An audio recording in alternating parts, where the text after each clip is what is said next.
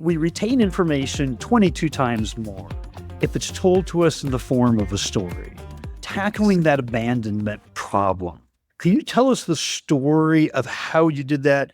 Don't name names of companies or numbers or anything that's proprietary.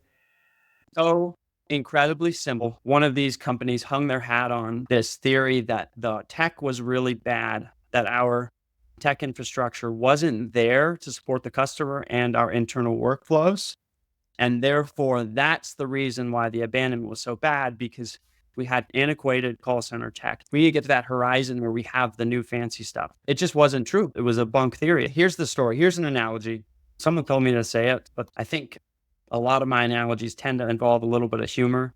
It's interesting, but it does relate to the abandonment. Basically, one way to think about what happened with that company, the reason why it took only a couple of days to fix is, okay, people are abandoning it really quickly. Our call talk time is actually low for how many techs we have. That doesn't make sense. We should be up like 1 to 2 more hours per tech. Like, we shouldn't be dropping these calls. But what happened was, instead of being united on picking up the call and getting that request done, what happened was people didn't feel responsible to pick up the call because they identified, there's only really 5, 6 people identified with actually managing the original queue. When that call came on that was about to be abandoned, only those 4 or 5 people really felt responsible to take those calls. So what we did really quickly is, no, everyone's responsible for this goal on the abandonment. This is an issue that affects all our customers. It's eroding trust. Everyone is responsible for the phone calls. And guess what? If we're going to abandon a call, directors, you are directing this ship. Pick up the phone in a minute so it never abandons and put them in a call back. We're going to call you back in the next 12 hours.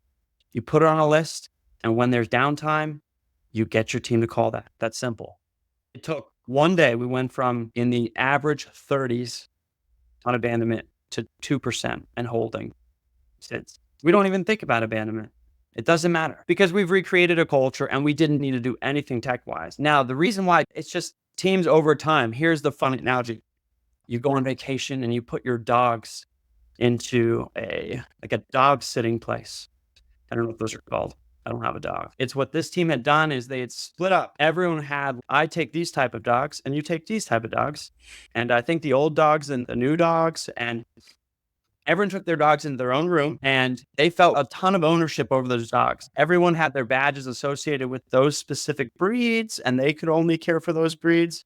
What people didn't tell the other people they were working with is there were a bunch of dead dogs in the closet. There were lots of dead puppies all over the organization, which represented unanswered tickets from 50, 80, 100 days ago. And those obviously represent client frustration. And nobody else knew about the puppy problem in the closet. Actually, what we needed to do is, guys, we have to keep all the puppies alive. That's a given at this type of organization. We're going to tear it off. We're going to have a moment of silence for the puppies that are gone.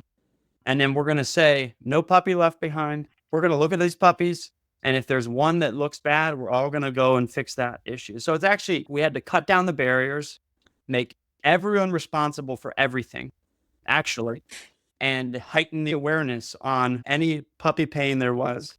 So there's nobody will forget that analogy. Maybe you'll hate it. It was visual, I'll tell you that. Yeah, you get what you get with me. Yeah, but that's it. People just had ownership on things that were important. And 2, if you have a management team that has to manage 12 different rooms, that is a lot of headspace to go and make sure those places are regulated. But if you have one big room, you can go attack abandonment together, get that into a healthy place, and then you can start adding some KPIs on top of it. Same day resolution, 24-hour resolution. You can start looking at the speed of answer. You can start adding on top of the baseline. And there is room to say, this guy's been here 10 years. He's our best tech on this problem. Let's go give him some space to go do some work on these really hard things. But what they did is everyone had their own little spaces, but it's very hard to manage everyone in their particularities if you don't have a huge bureaucratic structure.